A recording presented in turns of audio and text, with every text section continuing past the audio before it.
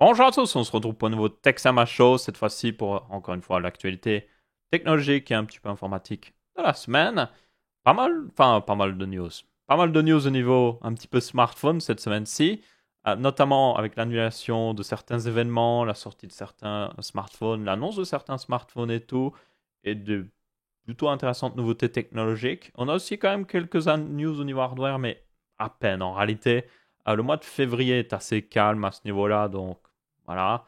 Et il sera même encore plus calme, vous allez le voir selon une des news. Mais bon, du coup, je vous propose de commencer tout de suite. Première news, justement, et c'est pour ça que je disais que ça va être un peu plus calme.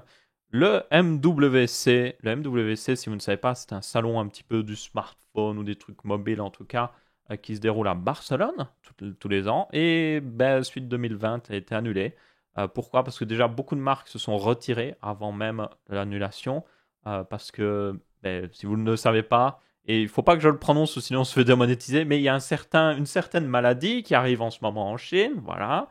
Et du coup, ben, il y a beaucoup de marques qui, évidemment, fabriquent leurs téléphones en Chine et tout. Donc, beaucoup de constructeurs chinois, en tout cas, ne peuvent pas forcément y aller parce que bien souvent, il y a une quarantaine de 15 jours qui est imposée dans la plupart des pays maintenant quand vous venez de la région un petit peu infectée. Et donc, bah, il y a beaucoup de constructeurs qui se sont retirés. Il y en a d'autres aussi qui se sont retirés pour la simple et bonne raison que bah, ils ne voulaient pas éviter de peut-être propager le problème.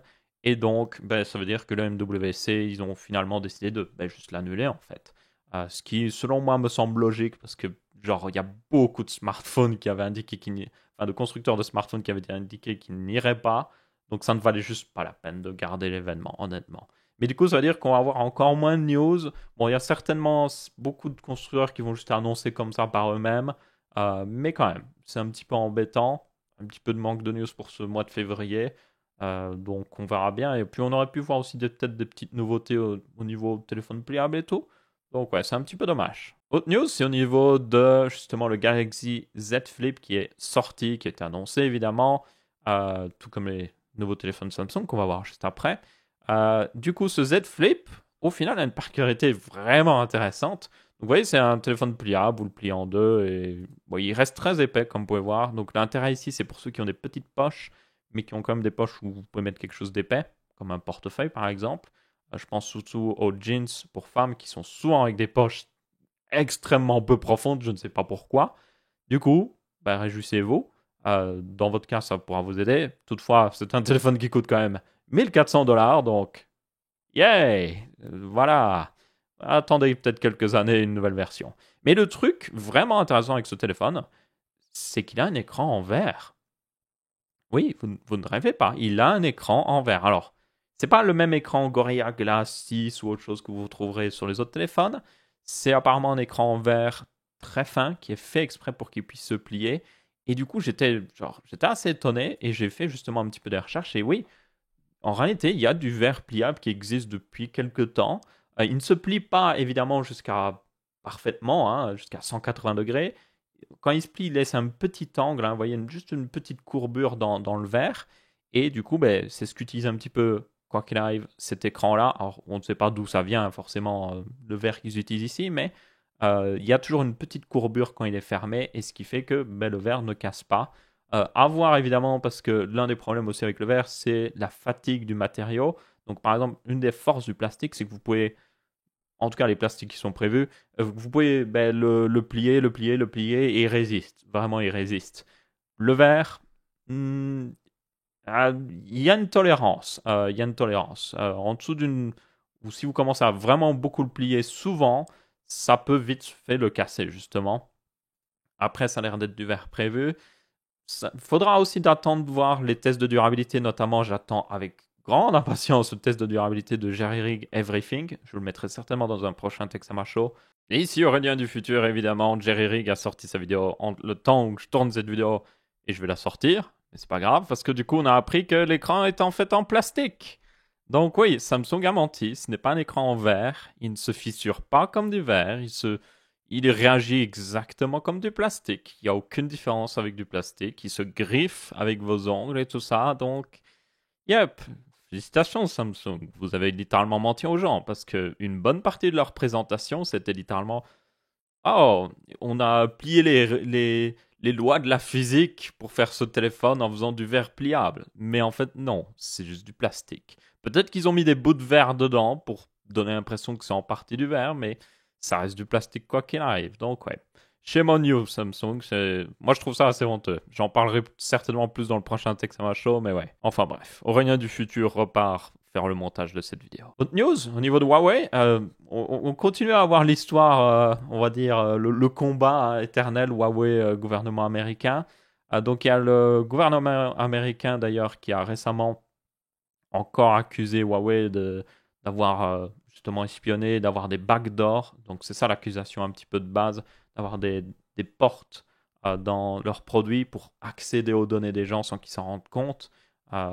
Et aussi le fait d'avoir vendu des technologies, je vous rappelle, c'était à la Corée du Nord et même l'Iran aussi. Donc c'était aussi un petit peu ça qu'on leur reprochait. Mais du coup, Huawei répond juste en mode, bon, c'est pas la meilleure, selon moi, réponse, parce que c'est un petit peu, voilà. Mais ils ont répondu en mode, hey, genre, vous foutez un peu de notre gueule, parce que vous espionnez encore plus, quoi. Bon, ils disent pas comme ça, mais ils disent, hey, vous, les États-Unis, vous espionnez, il y a des preuves comme quand vous espionnez votre population et même le monde entier, quoi. Donc c'est un petit peu osé de votre part de nous accuser de ça. Mais bon, selon moi, c'est pas forcément la meilleure réponse. Ils ont aussi demandé, encore une fois, et c'est selon moi aussi ce que devraient faire les États-Unis, c'est qu'on ait des vraies preuves, parce que jusqu'à maintenant, on n'a pas eu d'énormes preuves de tout ça, plus des pistes, vous voyez. Donc, ce serait bien d'avoir une véritable preuve qui dit littéralement, ouais, ok, il y avait une backdoor ici, voilà la preuve, voilà comment elle fonctionnait et tout, et voilà le problème ici. Il y avait aussi comme quoi Huawei récompensait les employés qui volaient les technologies de certaines autres marques, donc ça c'est... Mais bon, moi ce que je vois dans tout ça, c'est encore une fois, c'est gouvernement chinois, gouvernement américain, tout le monde nous espionne. Donc j'ai juste envie de dire, est-ce qu'on pourrait pas utiliser du matériel fabriqué en Europe? Comme ça, au moins, si on nous espionne, ben, c'est un pays européen et on peut au moins dire quelque chose, quoi, être en mode, hey, Allemagne, c'est pas bien de nous espionner, plutôt que d'être en mode, hey, pays très très loin qui est beaucoup plus grand que nous et qu'on peut rien dire. C'est pas bien de nous espionner. Je pense que ouais, ce serait bien. Et pour information, il y a moyen d'avoir du matériel, notamment des modems et tout ça, qui sont fabriqués, enfin, sont pas fabriqués en Europe, mais ils sont designés en Europe. Et ce serait bien qu'ils soient fabriqués en Europe, même si ça coûterait plus cher. Il y a notamment Ericsson qui fabrique toujours des modems, enfin qui design des modems toujours en Europe et tout ça. Donc ça pourrait être bien d'utiliser plutôt ce genre d'alternative dans nos réseaux téléphoniques, dans nos réseaux de manière générale. Mais bon, évidemment, c'est pas toujours possible. On a aussi une autre news encore une fois au niveau smartphone. Essential, le fabricant de téléphone, ben, RIP, en fait. C'est fini. Essential a mis la clé sur la porte. Finalement, après beaucoup de problèmes, on peut être honnête là-dessus. Et après avoir annoncé un smartphone, si vous vous souvenez, le smartphone tout peu épais comme celui-là, qu'on avait montré dans un prochain. Que j'avais montré plutôt dans un précédent Texama Show. Mais finalement, ça ne va pas sortir. Et ouais, Essential met la clé sous la porte. Ce qui est un peu dommage, parce qu'ils avaient des idées intéressantes, mais après, ce qui n'est pas vraiment étonnant. Enfin, soyons honnêtes. Ils ont sorti littéralement un truc que vous pouviez attacher à votre Essential Phone qui rajoutait un jack. Bref. Et puis aussi la caméra. La caméra encore, ça pouvait être intéressant, mais ouais. C'est juste. Ils ont beaucoup. Enfin, ils ont très mal géré beaucoup de choses et c'était juste pas très étonnant. Pour information, pourquoi il y avait autant de hype autour de Essential, hein, le patron de Essential était la personne qui travaillait chez Google sur Android. C'est même la personne qui était là pendant qu'Android est devenu très populaire. Donc on lui remet souvent, et c'est certainement justifié le fait que ben, c'est grâce à lui. Après, je pense que sa team derrière aussi a pas mal aidé. Et ben, du coup, c'est pour ça qu'Essentiel avait beaucoup de hype derrière. Mais à un moment, c'est bien d'avoir de la hype, c'est encore mieux d'avoir un vrai produit. Mais le plus étonnant, c'est qu'à un moment, Essential était coté, c'est-à-dire que si vous vouliez l'acheter vraiment, il était coté à plus d'1 milliard de dollars. Et j'étais en mode, what? Juste pour vous dire à quel point des fois, la réputation de quelque chose peut juste lui donner une valeur énorme, alors qu'en réalité, enfin, soyons honnêtes, Essential. Ouais, et là, il n'y a personne qui veut les racheter, hein, pour information. Ça m'étonne pas vraiment. Ensuite, toujours une news au niveau smartphone. On a le Pocophone, qui va s'appeler le Poco X2, pour information d'ailleurs, qui a été, on va dire, montré est un petit peu annoncé. Donc, il y a des différences d'ailleurs par rapport au premier Pocophone. Le premier Pocophone, ça ressemblait plus selon moi à un OnePlus, un vrai OnePlus. Vous voyez, genre OnePlus comme ils étaient au tout début. Donc, des très bonnes specs, un très bon prix, 300 euros, mais évidemment des petits sacrifices par-ci par-là. Ce nouveau Poco X2, lui est assez différent quand même. Il reste très peu cher, 225 $, c'est vraiment pas cher. Il a un écran 120 Hz, beaucoup de caméras, comme vous pouvez voir, il y en a 4 à l'arrière. Un écran avec... bon, ça, je suis pas convaincu, personne. Je pense qu'ils auraient juste dû mettre un seul trou en plein milieu centré avec une seule caméra, mais bon, certaines personnes vont peut-être préférer ça. Et globalement, un assez bon smartphone en fait. Comme vous pouvez voir, il a même un jack, un headphone jack, donc ça c'est cool. Une bonne construction, meilleure visiblement que le premier Pocophone, ce qui est assez étonnant parce qu'il coûte moins cher que le premier Pocophone. Bon, on devrait le voir pour plus cher hein, en Europe évidemment. Mais ouais, le but ici, et la raison pour laquelle ils ont économisé, c'est déjà ils n'utilisent pas le dernier Snapdragon. Donc ils n'utilisent pas le tout grand Snapdragon 865 autre chose. Ce qui était le cas par exemple du Pocophone F1 qui lui n'avait pas le 865 mais il avait un bon Snapdragon haut de gamme dedans. Donc là on est sur un Snapdragon 730G. Après tenez compte que les Snapdragon milieu de gamme sont réellement très bons. Franchement, ils sont pas aussi bons que les tout grands mais ils sont au niveau de performance d'anciens Snapdragon, d'ancienne génération haut de gamme et ils consomment vraiment pas beaucoup d'électricité en plus. Donc ça peut valoir la peine. Le mieux, ce sera d'avoir un test, évidemment, de juste voir ce qu'il donne, parce que rien que selon le téléphone, des fois, vous avez des différences d'un processeur à l'autre, juste parce qu'il est mieux refroidi ou autre chose. Donc ça demande d'être testé, mais bon, ça devrait quand même, selon moi, être un excellent téléphone pour le prix, comme l'était le premier Pocophone. Vous avez 6 Go de RAM aussi, 64 Go de stockage, 4500 mAh de batterie, ce qui est franchement nickel. Bon, c'est un écran 120 Hz, donc il va utiliser plus de batterie, mais ouais, je pense que ça va être certainement un téléphone très populaire, surtout pour ceux qui aiment bien peut-être... bah, ça dépend encore. Parce que si vous êtes en mode, ah, j'aime bien jouer aux jeux mobiles et tout ça, vous pourriez être en mode, ah, maintenant il a plus le tout gros Snapdragon, ça veut dire qu'il est plus forcément aussi puissant au niveau graphique, donc faut voir. Mais je pense que ça devrait être quand même bon. Mais c'est juste que, ouais, peut-être que vous ne pourrez pas profiter de cet écran 120 Hz, justement, dans certains jeux mobiles. Bien que la plupart des jeux mobiles ne le supportent pas forcément, mais bon. Dans tous les cas, ouais, vraiment hâte de voir. Et franchement, je vais essayer de m'en procurer un pour le tester, parce que c'est ce genre de smartphones, selon moi, qui sont vraiment intéressants. C'est quand vous avez vraiment une marque qui est, OK, on arrête la bullshit, on vous donne vraiment le vrai smartphone au prix où il pourrait être. Bien que, et je tiens à le préciser, évidemment, euh, il y a des sacrifices qui sont faits, peut-être que le support technique n'est pas aussi bon, ce genre de choses.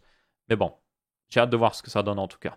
D'ailleurs aussi, pour information, le premier Pocophone, le Pocophone F1, avait beaucoup de support de la communauté. Ça, c'était aussi quelque chose qui était très bien parce que il y a beaucoup de gens qui faisaient des ROM custom. Les ROM custom, c'est une version custom d'Android.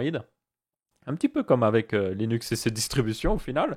Et du coup, il y a des gens qui faisaient des ROM custom pour le Pocophone F1 qui le rendaient encore meilleur, quoi, juste tellement meilleur. Notamment, vous pouviez installer l'application Google Camera qui rendait vraiment l'appareil photo du Pocophone F1 plutôt potable, franchement, pour le prix, même assez bon pour le prix et qui entrait même un petit peu en concurrence avec des téléphones beaucoup plus chers. Donc ouais, hâte de voir. Quoi qu'il arrive, ce Pocophone F1, enfin ce Pocophone, pas F1, non, c'est déjà lequel X2, voilà, ce Pocophone X2, et j'espère qu'il sortira à un bon petit prix en Europe, et qu'il sera pas trop dur aussi à trouver, et que il délivre aussi sur ce qu'il promet, hein, donc des bonnes performances et juste des bonnes specs pour le prix. Et enfin, dernière news niveau smartphone, oui, c'est la semaine des smartphones, hein. Samsung Galaxy S20 officiel maintenant. On s'y attendait. Bon, on avait à peu près tous les leaks. Mais du coup, on a trois smartphones. On a le S20, le S20 Plus et le S20 Ultra, qui est le overkill. Alors, la stratégie de Samsung est un peu particulière. Elle est compréhensible sur certains milieux et un peu bizarre selon moi sur d'autres. Mais bon, en gros, euh, je pense que la stratégie un peu des grosses marques en 2020, c'est plus de diversité. Avant, c'était toujours un petit peu comme ça. C'était genre vous aviez toujours le smartphone entrée de gamme, le milieu de gamme, le haut de gamme. Et c'était à peu près tout. Et ces derniers temps, en fait, ce qu'on voit et ce qu'on va voir plus, c'est que maintenant, vous avez plus de smartphones pour plus des catégories de gens différents. Donc, vous avez toujours les S20 pour ceux qui veulent le meilleur téléphone Samsung. Mais vous avez aussi maintenant le S20 Ultra qui est pour ceux qui sont en mode fuck l'argent, j'en ai rien à faire, je veux juste encore mieux, encore plus. Et du coup, ben, ce S20 Ultra notamment se met légèrement au-dessus du prix de l'iPhone 11 Pro, qui est pour information à plus de 1400 euros. Et ce sera le cas de ce S20 Ultra. Il sera à 1400 euros pour le modèle de base, et puis vous avez encore plus de stockage si vous le voulez. Mais bon. Du coup, là, on voit une nouvelle catégorie de smartphones apparaître. C'est genre, pour ceux en fait qui sont en mode fuck it, quoi, je veux juste le truc overkill. Mais pour information, il y avait des chiffres très intéressants là-dessus et c'est assez parlant, mais rien qu'aux États-Unis. Pourtant que les États-Unis, c'est un marché avec beaucoup de gens qui.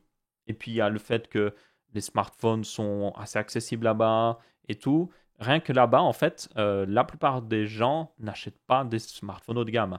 Il y avait un chiffre qui indiquait que seulement 10% des acheteurs de smartphones, bon c'est déjà quand même pas mal, mais seulement 10% des acheteurs de smartphones achetaient des smartphones qui coûtaient plus de 1000 dollars. Donc, ce Galaxy S20 Ultra, il rentre dans cette petite catégorie. Donc, c'est ça que je dis. En fait, j'ai l'impression que la plupart des marques maintenant essayent d'être en mode, OK, on fait un bon entrée de gamme, un bon moyen de gamme, un bon haut de moyen de gamme, un bon début de haut de gamme. Et alors, ils font plus de catégories pour qu'il y ait toujours un téléphone qui corresponde à une personne. Le problème derrière, et c'est alors, ça ressemble à la stratégie que Samsung a fait pendant des années, hein, pour information, mais maintenant ils le font correctement, je tiens à le préciser. Genre, ils sortent des vraiment bons smartphones, genre le Galaxy A50 ou le A51 maintenant est réellement genre un bon smartphone Samsung, surtout si vous aimez l'écosystème Samsung. Donc, ils essayent de faire des bons smartphones pour toutes les catégories de prix. Le problème que je vois moi arriver, c'est encore une fois, c'est il faut supporter au niveau logiciel tout ça, genre les mettre à jour et tout, et c'est toujours le même problème d'Android, c'est que vous pouvez pas juste avoir un téléphone que vous êtes en mode je le garde 5 ans, il sera mis à jour pendant ces 5 ans. Non, c'est juste bonne chance pour avoir ça. Donc, ouais. C'est vraiment la stratégie que je vois arriver. Il y a de plus en plus de marques qui suivent cette stratégie. Même Apple le fait un petit peu au final. Bon, à leur façon, hein. Mais ils ont l'iPhone Pro qui coûte beaucoup plus cher. Ils ont l'iPhone 11 maintenant qui est moins cher. Ils ont aussi l'iPhone 9 qui devra arriver, qui est une version plus petite de l'iPhone et qui coûtera certainement encore moins cher. Et vous voyez, cette j'arrive plus à parler. Diversification, voilà, du marché est intéressante et juste logique un petit peu en quelque sorte. C'est que je pense que réellement, et c'est le cas, il y a des chiffres qui le montraient, les ventes de smartphones ont diminué en 2018, en 2019. Elles ont remonté un petit peu à la fin de l'année, mais c'est logique, c'était Noël et tout ça. Mais elles ont diminué. Pourquoi? Parce que maintenant, les smartphones même à 150 euros sont tellement bons en fait que les gens sont juste en mode je m'en fiche en fait. Je vais juste garder mon smartphone, il est encore bon quoi.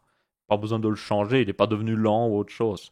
Du coup, ils essayent de juste, je suppose, attirer de plus en plus les gens, peu importe leur budget, avec un smartphone. Ou même, peu importe leur utilisation. Notamment Samsung qui a sorti une Galaxy Note Lite qui n'a pas les meilleurs specs, mais qui a toutes les fonctionnalités d'une Galaxy Note, le stylet, tout ça, un grand écran. Donc je pense que c'est vraiment la stratégie ici, en tout cas de Samsung, et même d'autres marques en réalité. Et puis pendant ce temps-là, évidemment, on voit le push de beaucoup de marques comme des marques chinoises ou des marques en partie basées en Chine, comme OnePlus ou Xiaomi, qui eux assez bizarrement, ont toujours eu cette stratégie d'offrir le maximum pour le prix, mais qui commencent à monter au niveau prix. Notamment, le dernier euh, de Xiaomi a été annoncé à 600, 800 euros, le plus gros, la version Pro. Et du coup, vous êtes en mode, ça commence à être les prix des téléphones haut de gamme, en fait. Et aussi OnePlus, qui a commencé à faire ça aussi avec leur OnePlus Pro, qui coûtait 800, 700 euros, qui est plus on va dire, dans la gamme de prix des téléphones haut de gamme. Donc ouais, c'est assez bizarre de voir tout ça, je trouve. Mais bon, c'est visiblement un petit peu ce qui arrive. Après, quoi qu'il arrive, il y a beaucoup de bons smartphones, il y a même énormément de bons smartphones ces derniers temps, donc le choix est peut-être pas facile parce qu'il y a beaucoup de choix, mais il n'y a pas de mauvais choix, je pense. Enfin, il n'y a pas de très mauvais choix en tout cas. C'est facile de faire un bon choix plutôt. C'est plutôt ça que je devrais dire. Bah ouais.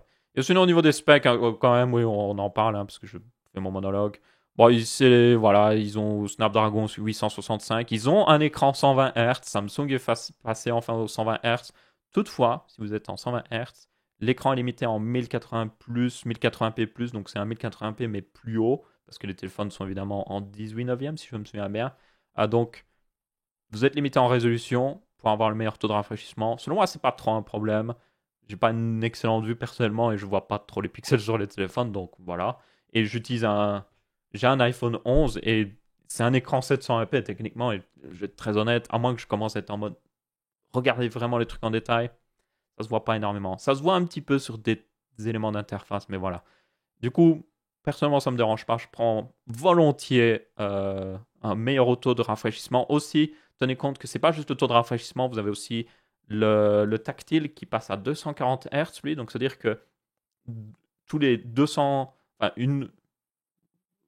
je sais plus comment je voulais dire, tous les 1 240e voilà, de seconde, votre écran va détecter si vous avez bougé votre doigt ou autre chose. Donc, c'est-à-dire que ça répond hyper vite. Dès que vous posez votre doigt, c'est pif, ou plutôt paf, plutôt, pif, pif, paf, pouf, ça réagit. Voilà. On dirait un cartoon, mais il y a des trucs qui vont apparaître, pif, paf, pouf. Enfin bref. Ouais, plutôt intéressant, quoi qu'il arrive. Et si vous voulez la meilleure résolution de l'écran, qui est du 1440p+, on est à peu près d'ailleurs verrouillé à cette résolution sur les smartphones depuis pas mal d'années en vrai. Ce qu'ils améliorent ici, c'est surtout les technologies derrière les écrans. Ils les rendent plus beaux, avec des meilleures couleurs, plus de HDR, plus de ci, plus de ça. C'est là que vous voyez vraiment l'amélioration. Donc ouais, et puis au niveau caméra aussi, ils ont des trucs plutôt intéressants.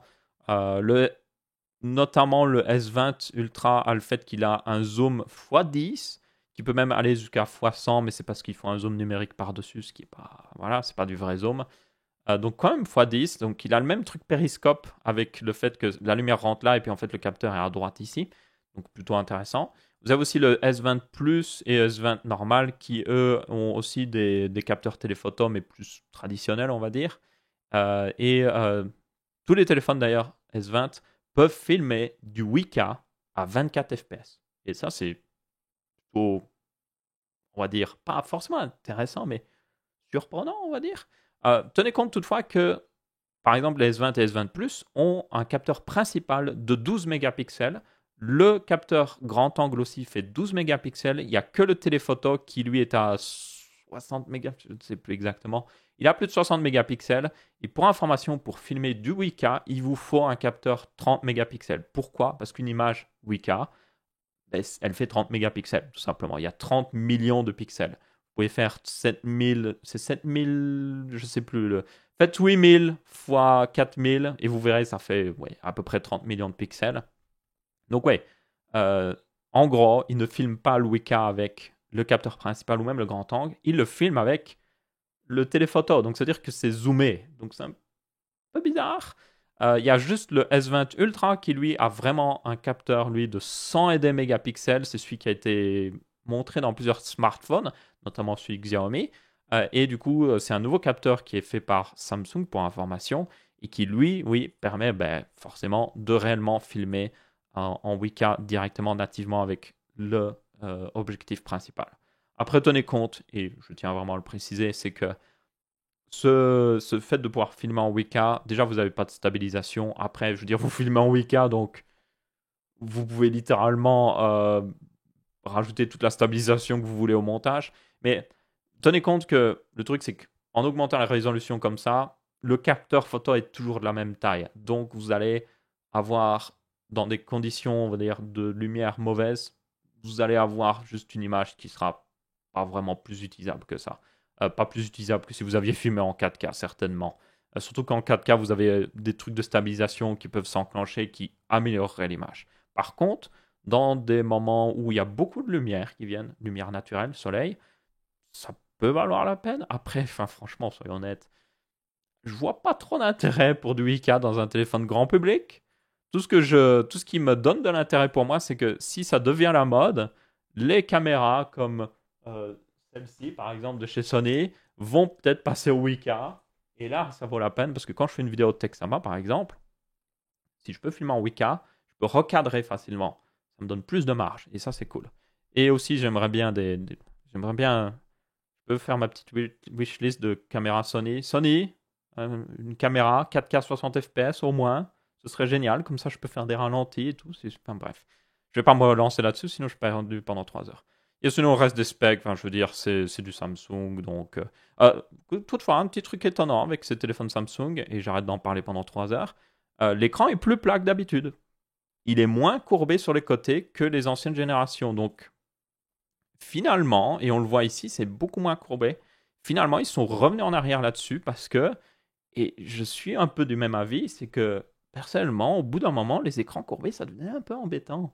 Genre, quand vous n'avez pas de protection autour du téléphone, mais même si les technologies de presse, pour éviter de presser les boutons sans faire exprès, marchent plutôt bien, ça arrivait quand même. Et moi, à la fin, j'en avais un petit peu marre sur mon Galaxy S8, plus que j'avais à l'époque. J'en avais un petit peu marre, honnêtement. Et c'est pour ça que maintenant, j'ai un écran avec un écran plat, enfin un téléphone avec un écran plat, et j'ai aussi un OnePlus 7T qui lui a aussi un écran plat, et qui, franchement, je préfère, franchement. Surtout que le problème, c'est que du coup, ils vous mettent des écrans énormes, mais comme il est courbé, c'est pas utilisable. Vous perdez en réalité.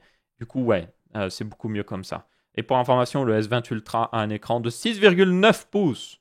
C'est une tablette. C'est une tablette. Vous pouvez mettre une tablette dans votre poche sans devoir la plier. Il faut une grosse poche. Ou sinon, ça va être compliqué. C'est celui-là d'ailleurs. Voilà, celui-là. Donc vous voyez, ouais, massif. Et enfin, quelques news hardware quand même. Vous avez Intel qui a sorti des informations sur leur futur GPU qui sont intéressantes. Après, dites-vous que ça va arriver petit à petit. Mais en gros, ils ont montré des versions un peu plus véloces de leur GPU. Donc, on avait le DG1 qui était le modèle un petit peu de test pour les développeurs et tout ça qui est sorti pour information. C'était la petite carte graphique Intel là avec quand même un GPU intéressant mais pas haut de gamme. Et en gros, ils montrent un petit peu comment ils vont gérer leur architecture. Donc, ils ont comme ils appellent des tiles. Et en gros, des tiles font 128 EU. Donc, les EU, c'est un petit peu la façon dont ils séparent, enfin, qui designent un peu leur carte graphique pour information. C'est pas comparable avec d'autres cartes graphiques pour information.